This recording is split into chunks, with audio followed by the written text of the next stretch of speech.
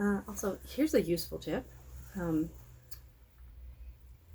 an ironing board. It's so much better than the days when I tried having one of those tiny portable ones that were meant to go on a table, and I don't think I even had a table or whatever, but I would use it on the floor, and that's backbreaking, just like cutting all the fabric and all the pattern pieces on the floor is backbreaking.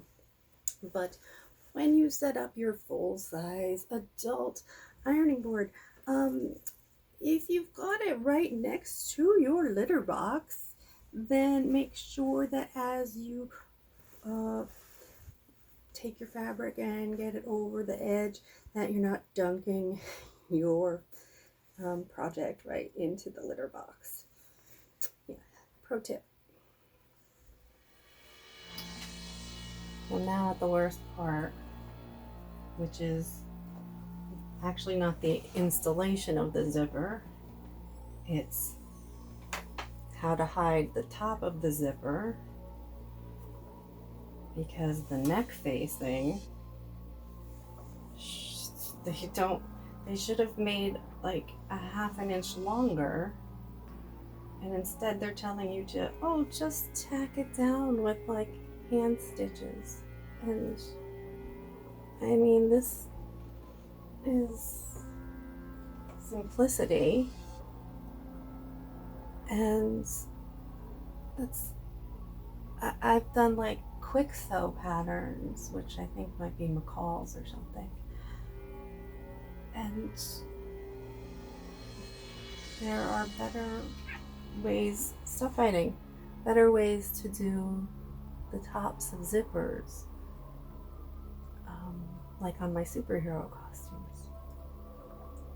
So I'm really confused, and I realize I will probably only wear this once, but I don't know. We'll see.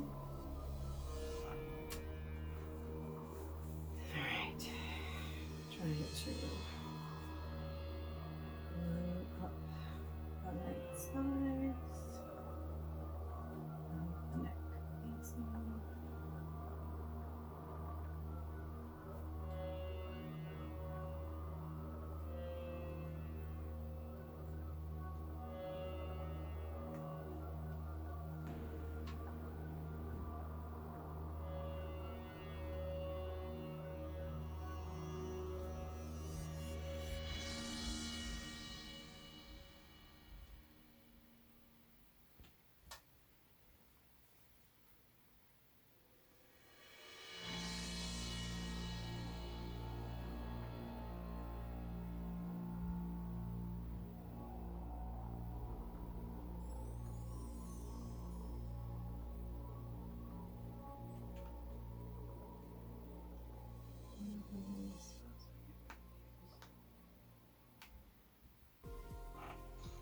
Okay, so I think I've got this neck facing pinned enough that there's some overlap for it to properly work with the zipper. And what I'm going to do is pop off this, which is the little sneaky way to do sleeves. And even though it's a neck and not a sleeve, tomato, that's how I'm gonna fit this. Oh, so carefully. And I have so little bobbin thread. Oh, dear God, please. Oh, the sewing gods, the weavers. Who would that be? Arachne? I'm not afraid of spiders, but Arachne is the weaver.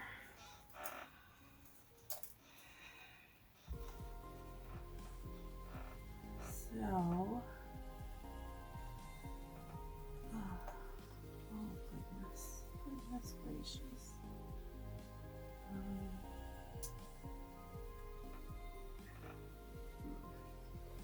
I have to take that pin out, and the zipper is like right there.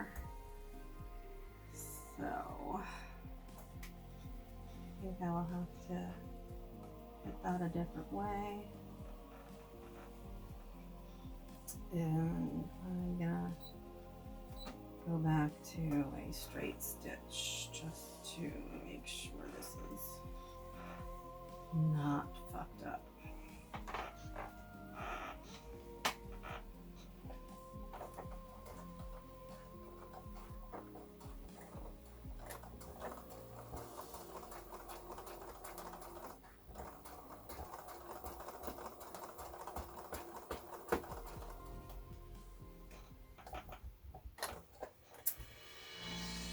So I have no idea if I'm gonna get this costume done in time for Free Comic Book Day, because I thought by this exact moment that I would be on to doing some fabric painting.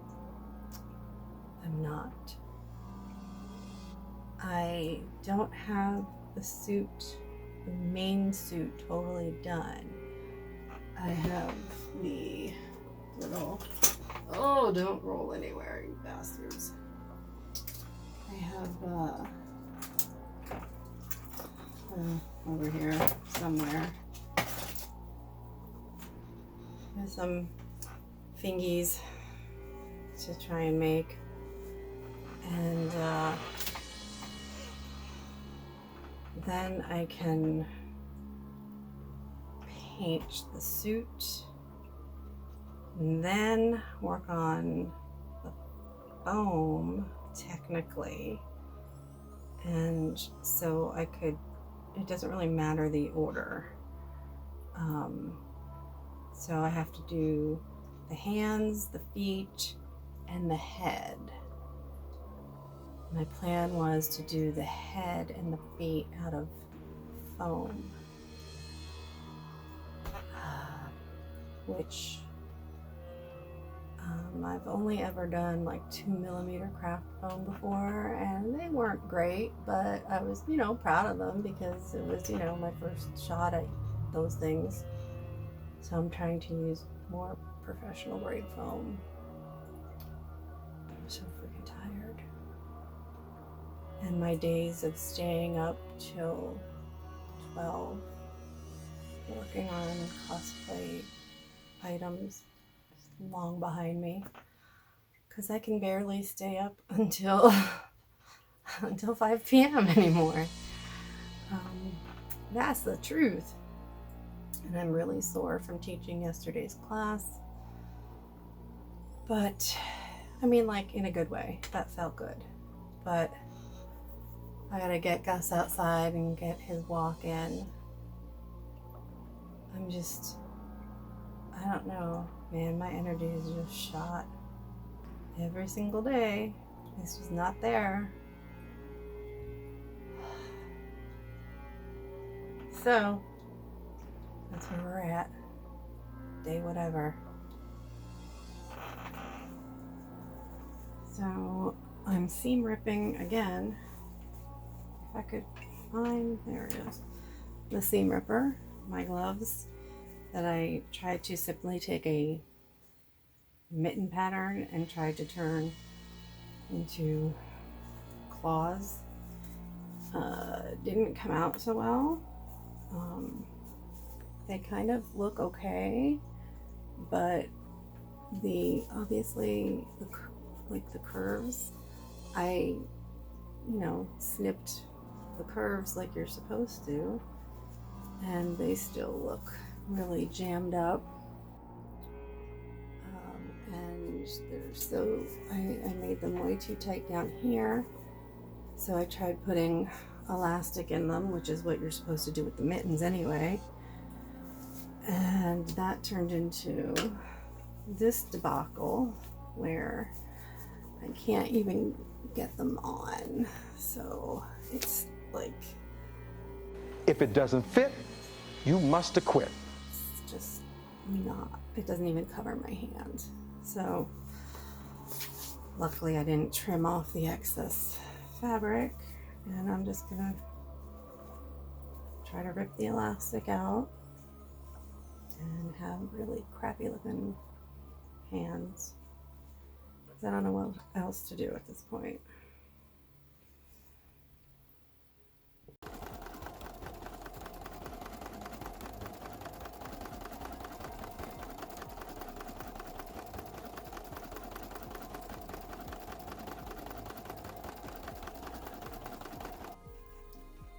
You can see that this was not particularly even, skipped a lot, or just didn't move evenly. I think that had to do more with feeding this thick, because this is quilt batting underneath here. So I think it was just because it was so thick. So I tried to be a little fancy, didn't work, but I think it'll at least make the spiky parts of this tail stand out a little bit, because I didn't make very exaggerated spikes. So I think it'll make them stand out a little bit better.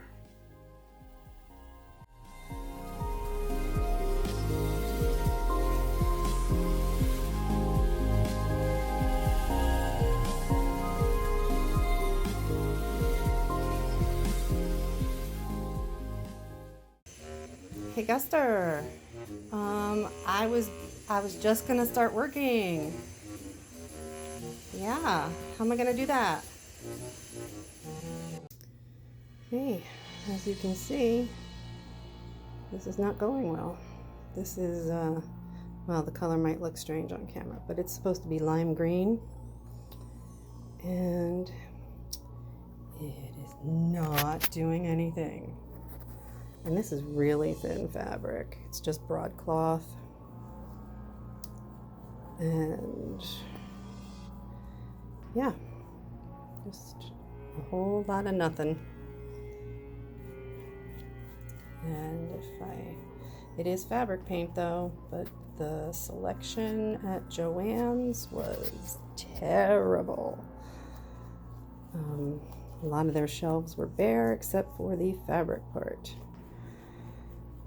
And I assume that's because everybody buys stuff online, but I tried being supportive. Here's Gus. He's helping so well. And Oliver's down there. Thanks, buddy.